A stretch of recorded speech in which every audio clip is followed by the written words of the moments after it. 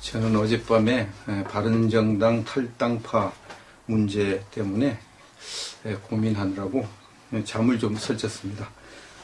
저와 같은 보수파가 많이 있으리라고 생각합니다.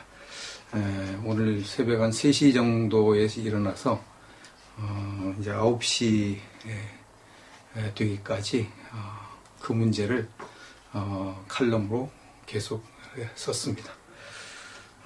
박 대통령을 탄핵을 주도한 사람들이 항복을 하고 들어온다. 그 자체를 놓고 평가할 때 시비가 교차한다. 저는 그렇게 이제 평가가 됐습니다. 한편으로는 반란군들이 자기들의 세불리를 깨닫고 항복을 하고 백기투항을 했으니까 기쁜 일이죠. 버티는 것보다는 투항하는 것이 기쁘잖아요. 또 한편으로는 또 배신의 아이콘들이 들어오니까 슬프지 않을 수 없습니다. 정치에는 뭐 영원한 친구도 없고 영원한 적도 없다는 말이 실감나는 그런 어제였다고 말할 수가 있겠습니다. 자, 그러면 우리는 이들을 어떻게 대우를 해야 되고 취급해야 될 것인가? 이 문제를 도대체 어떻게 하면 좋겠는가? 이런 고민을 할 수밖에 없습니다. 저는 이 문제를 해결하기 위해서 우리의 주적이 누구인지, 우리가 정말 싸워야 될 대상이 누구인지 그것부터 짚고 넘어가야 된다고 생각합니다. 문재인은 북한을 주적이라고 하는 것을 거부했습니다. 북한이 주적이라고 말하면 안 된다. 대통령이 될 사람은 그렇게 해서 안 된다. 이렇게 주장을 했습니다. 그러나 대한민국 국민들은 다 종북 좌파가 아니면 북한을 주적이라고 여길 것입니다. 북한이 주적이 아니면 누가 주적입니까? 그런데 우리의 주적인 북한이 휴전선 너머에 살고 있습니다. 그들은 우리를 집어삼키려고 수십 년 전부터 70년 전부터 지금까지 온갖 책동을 해왔습니다. 그런데 직접 와서 우리를 공격할 수 없으니까 그들이 간첩을 난파시키고 종북 좌파들을 포섭해서 그들을 통해서 우리를 집어삼키려고 하고 있습니다. 지난해 10월에는 그들의 세력들을 총동원해서 간첩들, 종북 좌파들을 총동원하고 심지어 순수 좌파들까지 다 선동을 해가지고 반란을 일으켰죠. 그것이 바로 추순실 게이트 그거죠. 그래가지고 우리 보수 우파의 총사령관인 박근혜 대통령을 탄핵했습니다. 그 탄핵에 이 보수 우파에 속해 있던 새누리당 일부 의원들이 동참을 했어요. 배신을 한 것이죠. 배신을. 그 탄핵이 공격이 들어왔으면 그걸 막아야 될 사람들이 오히려 적의 편에 서서 탄핵을 주도하는 이런 기가 막힌 일이 일어났습니다. 그들이 바로 바른정당이죠. 바른정당. 그들이 바른정당을 만들어서 나갈 때만 해도 의기양양했습니다. 우리가 박 대통령을 내쫓았기 때문에 국민들이 우리를 지지해 줄 것이고 이제 새누리당은 끝장났다. 우리 시대가 왔다. 우리는 보수를 대표하는 그런 정당이 될 것이라고 기대를 했습니다.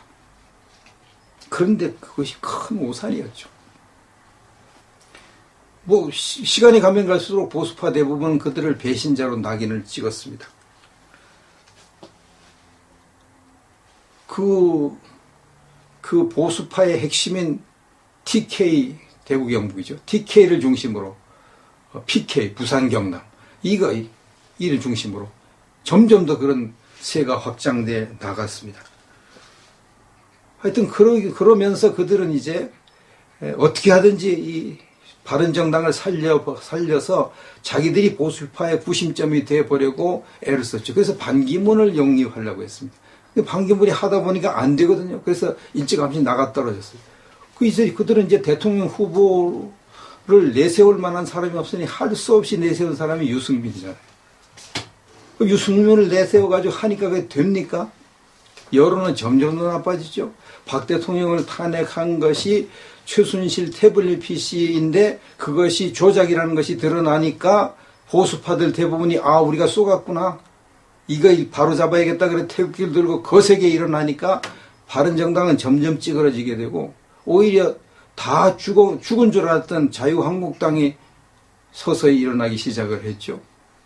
거기다가 이제 또 태극기 파가 똘똘 뭉쳐가지고 정당을 또 만든다고 하지요. 그래 하여튼 이런 방향으로 걸러갔습니다. 그래도 그때까지만 해도 뭔가 유승민이 그래도 뭐 좀 똑똑한 사람이니까 한번 하면 되겠지. 대통령 후보로 나가면 뭐 되겠지. 유승민 또 말 잘하잖아요. 그래 되겠지. 그렇게 생각을 하고 나갔는데 웬걸. 대통령 선거 유세 하면 할수록 점점 유승민이 더 떨어지고 오히려 심상정 아래로 떨어져 버리고 바른정당 지지율도 폭락을 해버리고 완전히 수모를 당하는 그런 지경이 있고 이제 바른정당은 대선이 끝난 후에 존립이 위태할 정도로 다음 뭐 총선에서는 완전히 괴멸될 정도의 위기를 맞게 되었습니다. 여기에 가장 당황한 사람이 누굽니까? 이 유승민을 따라간 유승민과 결탁한 김무성계죠. 김무성계. 유승민은 그런데도 대선 후보가 돼가지고 자기 이름을 알리고 자기 계파를 만들고 하는데 김무성은 아무것도 아니잖아요. 김무성 따라간 사람들은 그야말로 낙동강 오리알이들 신세가 되어버렸습니다. 이들이 고민하기 시작하죠. 이와 한편 홍준표를 대통령 후보로 만든 자유한국당 홍준표가 별 볼 일 없는 사람인 줄로 알았는데 홍준표가 탁월한 리더십, 탁월한 식견, 탁월한 말솜씨, 탁월한 뭐 포용력 이런 것들을 동원해 가지고 유세를 하면 할수록 홍준표 인기가 막 올라가고 TV 토론을 하니까 홍준표 인기가 막 올라가고 기자들이 몰려서 홍준표에게 백브리핑을 해달라고 난리를 치고 온갖 언론 매체에서 그냥 홍준표 기사를 내느라고 날리고 홍준표가 막 뜨기 시작하는 거예요. 그래서 결국은 죽은 줄 알았던 자유한국당이 살아나 버렸습니다. 홍준표 한 사람 때문에. 홍준표 한 사람 때문에 자유한국당이 살아나고 오히려 바른정당이 몰락을 하는 이런 기적이 일어난 것이죠. 처음에는 이제 보수는 끝났다. 유승민도 안 되고 유승민도 배신자고 이거 자유한국당이 힘도 못 쓰고 이러던 사람들이 홍준표가 등장해가지고 바람을 일으키니까 문재인만 아니면 뭐 할 수 없이 뭐 안철수를 찍어야지 어떻게 하겠나. 문재인을 찍을 수 없으니까 이러던 보수파 문재인에게 어쩔 수 없이 가했던 보수파의 마음이 그냥 뭐 밀물이 부닥치듯이 홍준표에게 막 기울어오고 막 쏟아지고 몰려오게 됐죠. 그래서 TK를 중심으로 보수파의 바람, 홍준표의 바람이 거세게 불어닥치고요. 그것이 부산 경남으로 갔고 지금 서울로 북상해서 전국을 지금 뒤흔들고 있습니다. 불과 한 10일 내지 15일 그 사이에 이런 일들이 일어났죠. 그래서 홍준표의 주가가 지금 폭등을 하고 있고요. 이런 상태로 가면 이 홍준표가 한국의 트럼프가 되겠네. 그렇게 생각하는 사람들이 엄청나게 많아졌죠. 이렇게 되는데 아직까지도 이 좌파 정당이 강력한 힘을 가지고 있고 여론조사 지지율에서 홍준표보다 배나 앞서고 이러니까 아직까지는 이게 세 분리라는 걸 알고 있는 거죠. 그래서 이제 이 자유한국당 보수파들은 어떻게 이거 좀 세를 불려야 되는데 이걸 어떻게 하지? 어떻게 좀 단일화를 해야 되겠는데 단일화 논의가 나오니까 단일화를 이 순수 보수파끼리 해야 된다. 누구 중심으로 또 해야 되느냐. 이렇게 하다가 이제 시간이 가면 갈수록 홍준표 바람이 불고 홍준표가 뜨고 홍준표 세력이 커지니까 다른 보수파는 안 되겠다. 그래가지고 남재준 씨가 가장 먼저 홍준표 지지를 선언하고 대선 후보 사퇴를 했습니다. 그러고 난 다음에 이제 눈길이 새누리당으로 옮겨갔죠. 조원진 후보에 올라가죠. 빨리 합치라고. 조원진 후보는 못하겠다 그러고 지금 그러고 있는 거 아닙니까? 그러면서 이제 일부 보수파들은 이왕 합치는 바에야 좀 더 힘을 키우기 위해서는 이 바른정당이 괘씸한 바른정당이지만 그 바른정당의 그 핵심 아주 앞장선 주도 그런 사람들은 유승민 김무성 그런 사람들은 빼고 나머지는 받아서 같이 힘을 합쳐 싸워야 되는 거 아니냐. 안 돼, 그거 안 된다. 이거 막 이러고 있던 차에 13명 바른정당 사람들이 홍준표 지지를 선언하고 탈당을 했다고 그러니까 일단 좋은 일이잖아요. 일단 좋은 일이니까 환호성을 지는 사람들이 많이 있었는데 나중에 탈당한 사람들이 명단을 이렇게 살펴보니까 거기에 탄핵을 앞장서서 주도한 사람들의 명단이 나오잖아요. 권성동, 김성태, 황영철, 장제원. 이 사람들 얼마나 미운 짓을 했어요. 응? 얼마나 미운 짓을 했습니까? 이 사람들이 여기에 들어오니까 이 사람들 때문에 기분 나빠서 안 된다고 지금 하는 사람들이 너무나 많고요. 또 나머지 모든 13명도 싫다고 하는 그런 사람도 많습니다. 그래가지고 역풍이 불기 시작했죠. 역풍이 밤새 엄청난 역풍이 불어댔습니다. 받으면 안 된다고 난리를 치는 역풍. 또 저쪽 바른정당 떠난 사람들 파에서는 가면 안 된다고 난리치고 이 사람들이 이제 13명 완전히 샌드위치가 돼버렸어요. 그래서 한 명 황영철은 탈당 보류하겠다고 선언을 하고 반면 유승민은 오히려 이 13명이 탈당하는 것 때문에 덕을 보고 있고요. 동정표가 몰려가지고 하루 평균 40-50건 정도 후원금이 들어왔는데 탈당 선언 이후 하루 동안 500건이 넘는 후원금이 들어왔다. 바른정당 입당하는 사람도 많아졌다. 이러고 있는 겁니다. 탈당한 13명은 이제 완전히 곤란하게 되니까 이러지도 저러지도 못하고 또 한국당에서 이들 받을 수도 없고 안 없어. 그래가지고 결국은 이들을 대선 이후에 받는다. 이렇게 결정을 내렸다고 합니다. 일단은 잘한 거죠. 대선 이전에 받으면 역풍 때문에 도저히 안 된 게 일단 대선 이후에 그때 가서 받아도 받아야죠. 그럼 이제 바른정당이 탈당파가 홍준표를 지지하는 거 이걸 그럼 허용해야 되느냐 안 나 그 필요 없다고 해야 되느냐 이거 어떻게 해야 됩니까? 그 대선 이후에 받고 안 받고는 결정한다고 해서 이제 일단 넘어갔어요.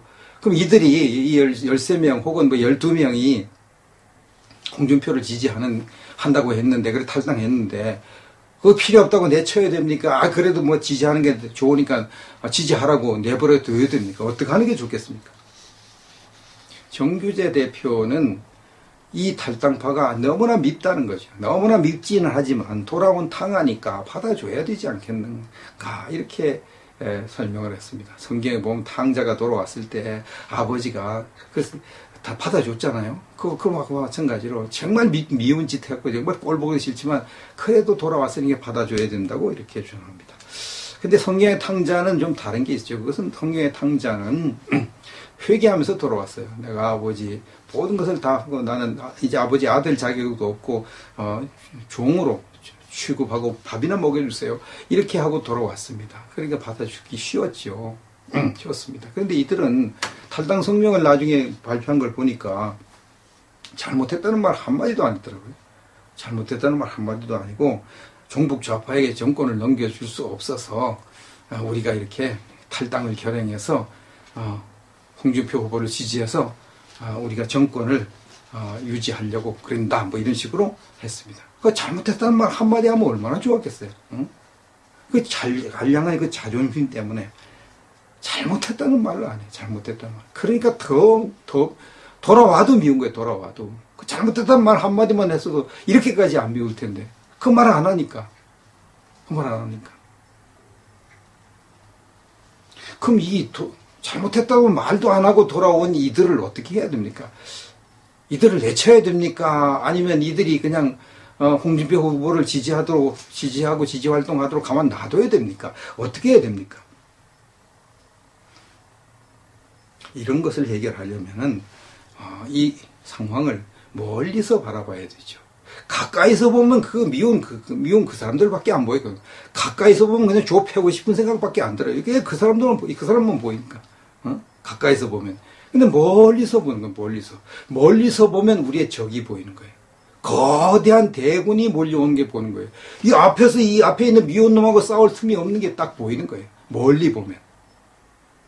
나무를 보지 말고 숲을 보면. 그런 일이 일어나는 겁니다. 그리고 이것을 해결하려면 역사의 교훈을 받아야죠. 역사에서 교훈을 받아요. 역사. 해방전을 한번 생각해 볼까요? 해방전에 우리 독립군들이 일본군하고 싸웠습니다. 그 열악한 환경에서 일본하고 싸웠습니다. 목숨 걸고 싸웠죠. 근데 독립군의 파가 두 파죠. 무슨 파입니까? 자유민주주의파, 공산주의파. 두 파예요. 두 파는 계속 알력이 있습니다. 계속 반대니까. 물과 기름이니까. 계속 이제 다툼이라. 근데 다투질 않았어요. 최대한 다툼을 참았어요. 왜요? 일본군하고 싸워야 되니까. 나라가 지금 일본에게 막혀가지고 일본에게 싸워서 나라를 먼저 찾는 것이 우선이니까. 우리가 싸우는 것은 잠시 참자. 서로 밉지만 참자. 그래서 힘을 합쳐서 싸우자. 그래가지고 일본군과 싸우는데 주력을 했죠. 물론 미국의 그 원자폭탄 때문에 독립군에 이게 할 기회도 없고 그래서 성공은 못했지만 하여튼 그렇게 했으면 그게 현명한 거 아니겠습니까? 나중에 해방된 다음에 이 자유민주주의파, 공산주의파가 나라를 되찾고 난 다음에 싸웠잖아요. 그러니까 결국은 갈라졌잖아요. 그게 이제 순서지요. 순서. 강력한 적이 닥쳤을 때 일단 그 적과 싸워야 되는 거예요. 원수라도 힘을 합쳐가지고 싸워야 되는 거예요. 그러고 난 다음에 그 적을 물어내면 그 다음에 같이 합하든가 싸우든가 그 다음에 해야 되는 거죠. 대한민국의 보수파 주적이 북한이잖아요. 북한의 사주를 받는 자들이 종북 좌파고요. 박 대통령의 반기를 든 사람들은 종북 좌파는 아니거든요. 그들도 보수파거든요. 보수파인데 박 대통령과 뜻이 안 맞으니까 반기를 들었다 이 말이에요. 현재 보수파는 종북 좌파와 목숨을 건 전쟁을 하고 있습니다. 이건 진짜 목숨을 건 전쟁이죠. 민주당의 이해찬이 뭐라고 그랬습니까? 우리가 집권하면 보수파를 괴멸시키겠다고 공언을 했습니다. 우리가 집권하면 보수파를 괴멸시키겠다. 완전히 씨를 만져버리겠다고 공언을 했습니다. 무서운 말입니다. 무서운 말. 그가 얼떨결에 이 말을 했겠죠. 얼떨결에. 그가 정상적으로 말했으면 우리가 집권하면 그 우파를 괴멸시키겠다. 그렇게 말해야 되거든요. 그 우파. 우파가 다 나쁜 건 아니잖아요. 우파가. 그들이 볼 때 대부분의 좌파들이 볼 때 우파가 다 나쁜 거 아닙니다. 건전한 우파, 순수한 우파, 대부분의 순수한 좌파는 우파를 인정해 줍니다. 마찬가지로 대부분의 순수한 우파는 좌파를 인정해 주죠. 순수한 좌파. 근데 종북 좌파를 안 된다는 거예요. 종북 좌파. 근데 이해찬은 극우파가 아니라 우파를 자체를 다 괴멸시키겠다고 공언을 했습니다. 이것이 종북 좌파 사상을 가진 사람들의 기본 사상이라고 저는 생각합니다. 기본 사상.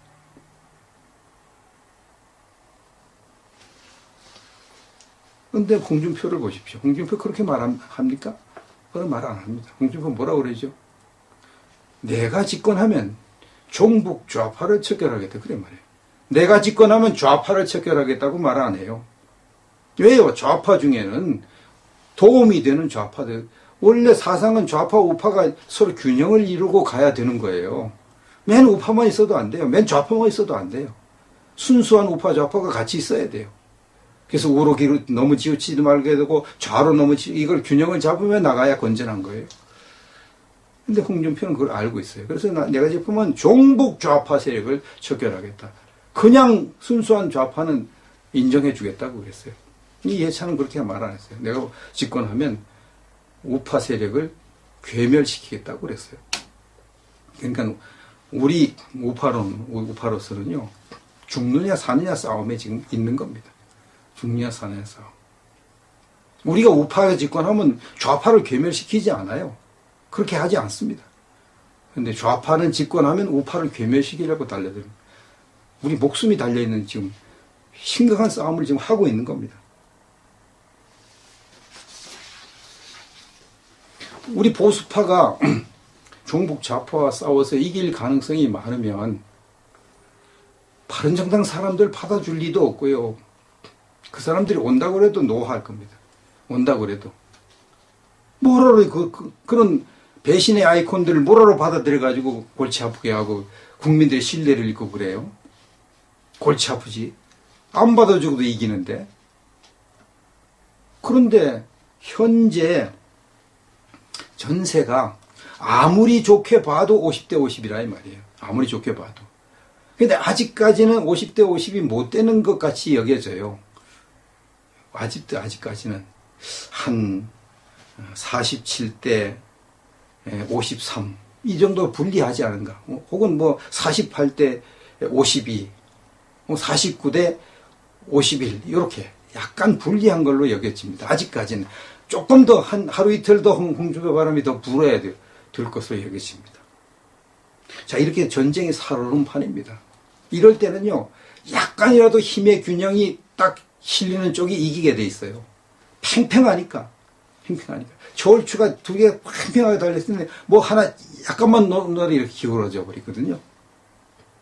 이걸 이제 우파도 알고 좌파도 압니다. 그래서 그 우파나 좌파나 어떻게 하든지 이 전력을 좀 더 보강하기 위해서 온갖 노력을 다 합니다. 온갖 노력을 다 합니다. 그래서 이 좌파도 하여튼 자기 편을 더 끌어들이기 위해서 애를 쓰고요. 우파도 자기 편을 더 끌어들이기 위해서 애를 씁니다. 민주당 보십시오. 민주당 지금 하는 거 보십시오. 문재인 뭐라고 그럽니까? 심상정 보고 도와달라고 그러잖아요. 도와달라고. 예전에 이정희가 도와줬잖아요. 그거처럼 좀 해달라고. 이번에 또 해달라고. 그렇게 얘기하잖아요.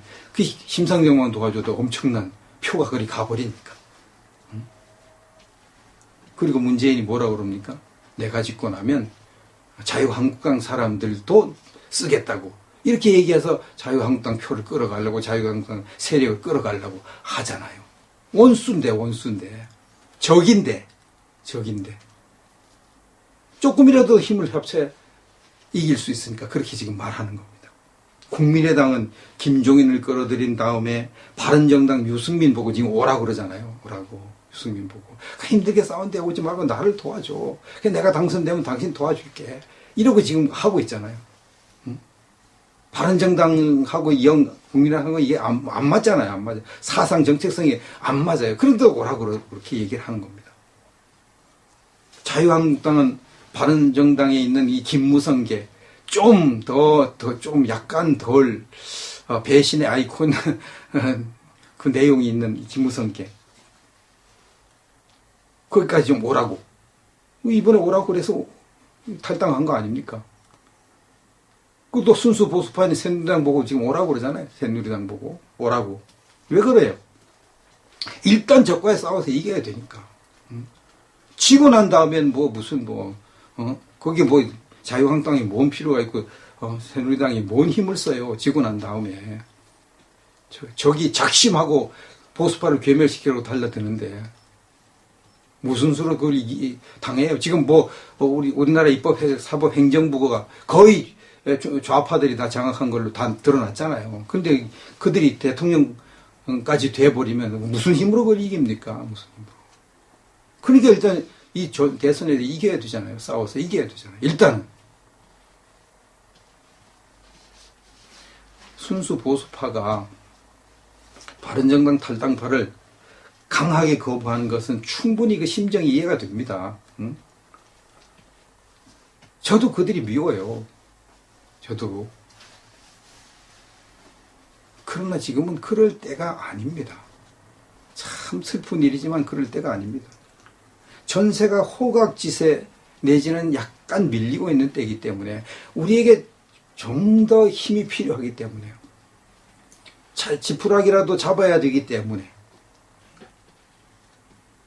그리고 우리가 가장 먼저 싸워야 될 상대가 배신한 그 바른정당 파가 아니라 종북 좌파니까. 그들을 이기고 난 다음에 우리끼리 싸워야죠. 우리끼리. 그걸 이기고 난 다음에. 종북 좌파의 군대가 지금 거대하게 몰려고 오고 있는데, 화폐 닥쳐서 우리를 다 잡아먹으려고 하고 있는데, 뭐 나는 순수 보수파니, 넌 뭐 사이비 보수파니, 지금 싸울 때입니까? 싸울 때 아니잖아요. 그냥 다 내 길 가겠다고 하는 사람들은 어쩔 소리가 없지만, 통하고 돌아오는 사람까지 막을 필요는 없잖아요. 백기 들고 오는데, 꼴 보기는 싫지만 못 이기는 척하고 그냥 눈 감고 가만히 놔둬야 되잖아요. 총 한 자루 더 들고 쏴야 되니까.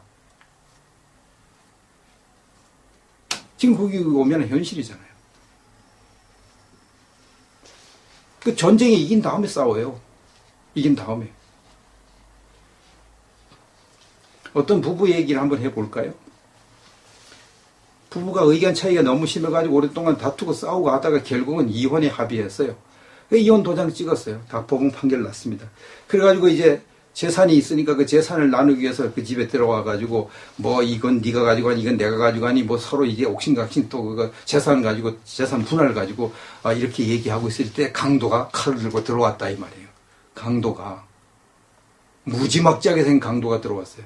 그럼 강도가 들어온 걸 보고도 네 재산 이건 내 거야 이건 내 거야 이 텔레비는 내가 가져올 거야 넌 전원 내고 내가 그렇게 해야 되겠습니까? 응? 일단 싸움을 멈추고 강도부터 대항을 해야 되잖아요. 힘을 합쳐가지고 그 서로 밉다고 이제 남남 됐다고 강도 온 것도 그냥 내버려 둘 겁니까? 아니면 각자 그냥 알아서 싸우게 할 겁니까? 힘을 합쳐서 싸워야 되잖아요. 그래야 강도를 이길 가능성이 생기는 거 아닙니까? 지금 현재 우리 보수파가 그런 입장입니다. 힘을 합쳐도 이 좌파를 이길까 말까 하는 그런 입장인데 서로 싸우면서 어떻게 이깁니까? 싸우면서.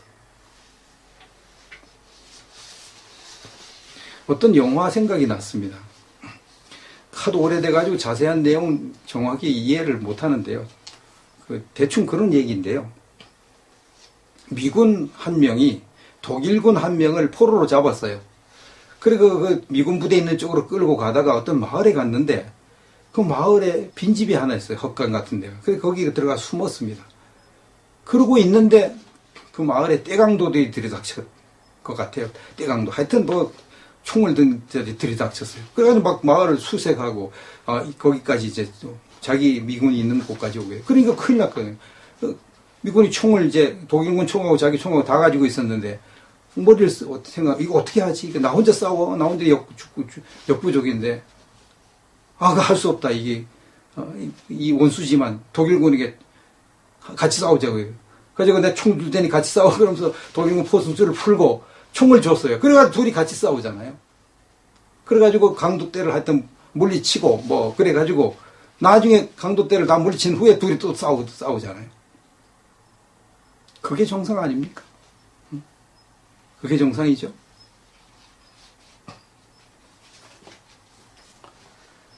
저는요, 종북 좌파 지난해 10월 그때 싸움을 시작할 때요. 제가 그동안 기독교 내에 그 성경을 잘못 해석하는 사람들과 계속 논쟁을 하고 있었어요. 유튜브를 통해서. 그 성경 잘못해가지고 성도들을 잘못 인도하는 것을 제가 바로잡기 위해서 계속 거기에 대해서 이의를 제기하고 반론을 제기하고 그들의 공격을 받고 또 막 공격하고 이렇게 했어요. 근데 이 종북 좌파와 싸움을 시작한 후에 얘가 그 모든 동영상을 다 없애버렸습니다. 왜요? 그들과 싸울 뭐 힘도 없고 틈도 없고 여유가 없어요. 종북 좌파와 싸우기 힘든 힘은 반에 언제 그들과 싸우겠어요. 그 어떤 분들은 왜 그거 좋은 동영상을 왜 다 지웠냐고 막 저한테 연락하는 그런 분들이 있습니다. 근데 지금 그럴 때가 아니잖아요. 제가 지만원 박사와 함께 논쟁을 벌인 적이 있어요. 이 지만원 박사가 그 박근혜 대통령 공산주의자라고 해서 저는 박근혜 대통령 공산주의자라고 아니라고 내가 저는 믿는 사람인데 그 공산주의라는 얘가 이거 지금 박두생을 지금 구하려고 우리가 싸우고 있는데 박 대통령 공산주의자라고 하니까 그럼 우리가 공산주의자를 구하려고 하는 게 되잖아요. 이게 말도 안 되잖아요.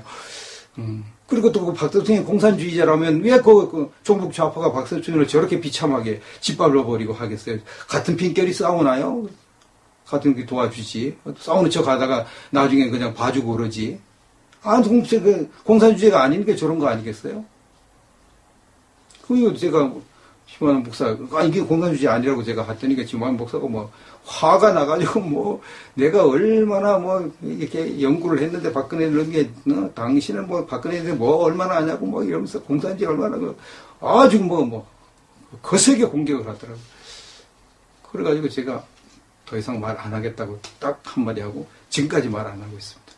그 이후에도 지만원 박사는 제 얘기를 계속 하는 거 제가 동명상구가 그런 얘기 한다고 본 적이 있는데 말 안 하고 있습니다. 그리고 지금 그 지만원 박사하고 우파끼리 싸울 때가 아니거든요.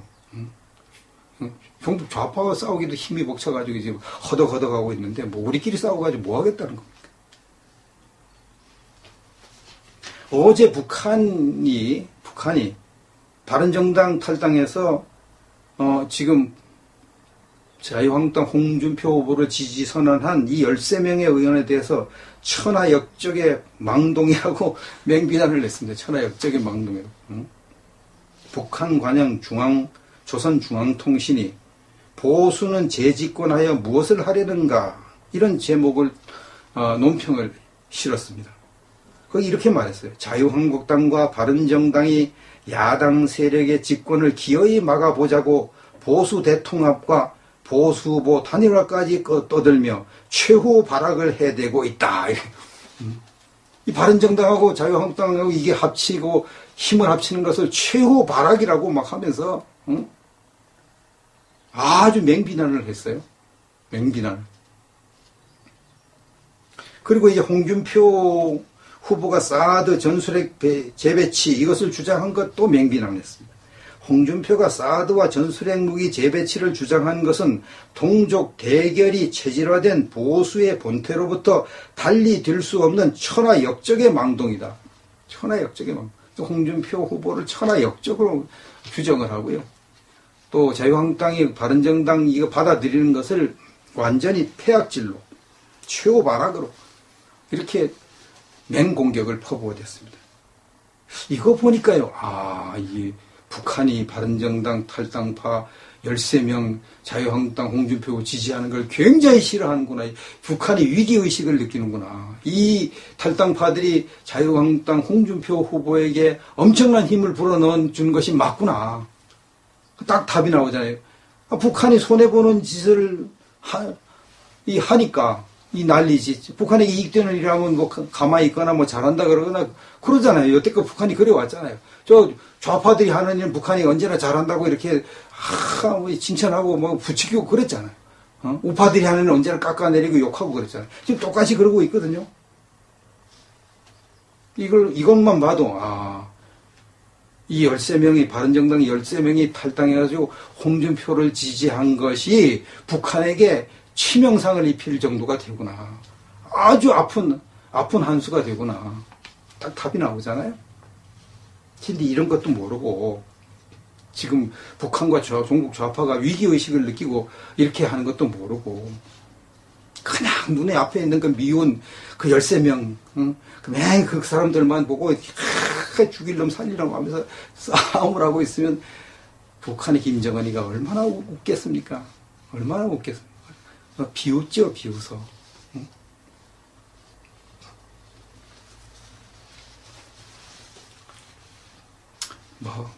하여튼 바른정당 사람들 좋아하는 보수파는 진짜 보수파 중에 바른정당 사람들 좋아하는 사람 누가 있겠습니까? 특히 대구 경북에서는 대부분이 유승민이가 문재인보다도 싫다고 이렇게 얘기를 하잖아요. 유승민이가 문재인보다 싫다. 그렇게 얘기하잖아요.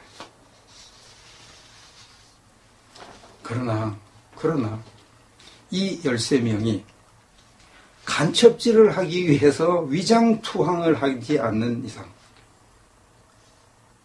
이 홍준표 후보를 흠집내가지고 홍준표 후보를 낙선시키기 위해서 위장투항을 하지 않은 이상 그들이 투항을 한 것 자체를 거부할 필요는 없다고 생각합니다. 거부하는 것은 어리석은 일이죠. 또 당장 받아들이지 않겠다고 했으니까 그냥 가만 내버려 두는 거예요. 내버려 두. 어차피 그들은 바른정당에서도 이제 배신자가 되고 여기서도 거부를 당하고 그러니까 뭐 갈 데도 없어요. 가만 내버려 두는 거예요. 자기들이 살 길을 찾기 위해서 뭐 잘못했다고 용서를 빌고 하든지 뭐 그 말을 안 하고 어떻게 하든지 공을 세워가지고 한번 만회를 하려고 열심히 홍준표를 돕든지 아니면 저 뭐 다시 바른정당 황영철이처럼 바른정당으로 돌아갈까 뭘까 하다 가든지 뭐 어떻게 하든지 그건 그들의 마음이고 그냥 그렇게 해도 손해볼 거 없잖아요 우리는. 그러니까 왜 그들을 뭐 받아들이냐 뭐 그냥 왜 그들을 가만 놔두냐 당장 내쫓지 그것은 이 전투가 뭔지를 알지도 못하고 지금 전쟁이 어떤 상황인지도 모르는 사람들의 말일 수밖에 없는 거예요. 지금 전쟁을 하는 최전선에 있는 사람들은요 지금 죽느냐 사느냐고 지금 힘이 팽팽해가지고 그야말로 뭐 한 사람이라도 도와달라 뭐 모내기철에 뭐 부지깽이라도 뭐 갖다가 하고 그런 심정 아닙니까 지금. 그리고 이제 순수 보수파에게 제가 부탁을 하겠습니다. 순수 보수파는 현재 새누리당 파밖에 없어요. 다른 분들은 다 이제 뭐 남재준 후보 같은 분은 이제 다 이렇게 정리가 됐고 올라오고 왔으니까 새누리당 파밖에 없는데 다른 또 무슨 보수파 정당이 있는지 있겠죠. 정당이 많으니까. 그럼 그분들이 어떻게 하는지 모르고 하여튼 일단 새누리당이 제일 세력이 크잖아요. 새누리당 순수 보수파죠. 제가 그 심정을 같이 다 참석했는데 잘 알아요. 그럼 어떻게 해야 됩니까? 가장 전투력이 강한 부대에 합류를 해야죠. 가장 전투력이 강한 부대가, 가장 전투력이 강한 보수파가 이 전쟁의 주도권을 가지고 전투를 하게 해야 이 전쟁에 승리할 수 있죠. 뭘 보고 할 수 있어요? 우리 한국군이 자존심이 상하지만 전시가 되면 미군에게 작전권을 줘서 미군의 주도로 강력한 힘을 가진 미군의 주도로 전쟁을 하는 거 똑같은 이치입니다. 지금 현재 홍준표 후보의 바람이 거세게 일어나가지고 다 죽어가던 자유한국당을 살려놓고 보수파를 다 살려놓고 지금 이 문재인, 안철수 다 이 홍준표가 지금 두려워서 지금 벌벌 떨고 있는 이 판국에 이런 홍준표를 보고 새누리당에서 우리랑 합쳐서 홍준표 후보 누르라고 우리가 순수하니까 조원진을 하라고 그게 현실적으로 되겠습니까? 현실적으로 안 되잖아요. 그러면 보수파 분열해가지고 표 나눠먹는 것밖에 더 되고 홍준표 후보의 당선 가능성을 그만큼 떨어뜨리는 것밖에 더 되겠습니까? 그래서 새누리당 파도 더 늦기 전에 그냥 내려놓고요. 내려놓고 남재준 씨처럼 와서 도와요. 도우세요. 홍준표 씨 마음에 안 드는 거 있고 홍준표 씨가 과거에 뭐 발언한 거 저도 다 알고 있어요. 저도 홍준표 씨 그렇게 썩 좋아하지 않았어요. 근데 지금 대안이 홍준표 씨밖에 없으니까 조원진 후보로는 도저히 안 되니까 할 수 없잖아요. 그리고 홍준표 후보가 종북작과 척결하겠다고 하고 정교조 척결하겠다고 하고 강성노조 척결하겠다고 하고 검찰 손보겠다고 하고 박 대통령 재조사하겠다고 하니까 그 큰 틀에서 우리가 맞잖아요. 큰 틀에서. 그럼 됐죠. 그 나머지 사소한 거 가지고 다툴 일이 뭐가 있겠습니까? 이렇게 이제 서로 이 새누리당과 자유한국당이 합치면은 전세를 우위로 올려놓을 수 있다고 생각합니다. 우위로. 두 파만 합치면. 결론을 말씀드립니다. 적에게 패하여 모두 잃을 것인가? 아니면 적이 몰려오고 있는데도 우리끼리 그냥 싸우다가 적에게 잡혀먹고 모든 것을 다 잃을 것인가? 그게 우리 보수파의 지금 현재 주소라고 말할 수 있겠습니다. 적과 싸워서 이기면 많은 전리품을 얻습니다. 그 보수파끼리 싸워가지고 이겨봐야 뭐 얻는 게 뭐가 있겠습니까? 응? 서로 망하는 길밖에 없죠. 그래서 일단 바른정당 탈당파는 그냥 못 이긴 척하고 그냥 꼴보기 싫어도 그냥 가만 내버려 두세요. 그냥 가만 내버려 두세요. 뭐 가라고 막 내쫓을 필요는 없어요.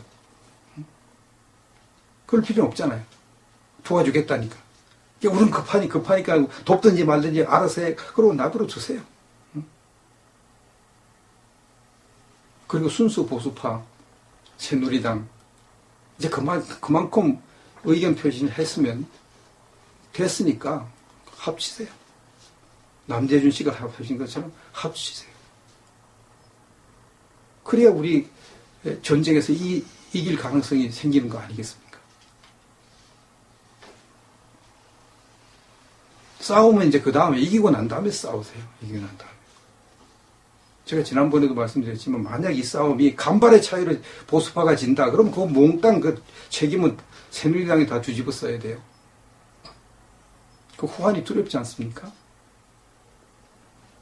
순수 보수파인 새누리당의 현명한 선택, 또 순수 보수파들의 현명한 판단을 기대하겠습니다.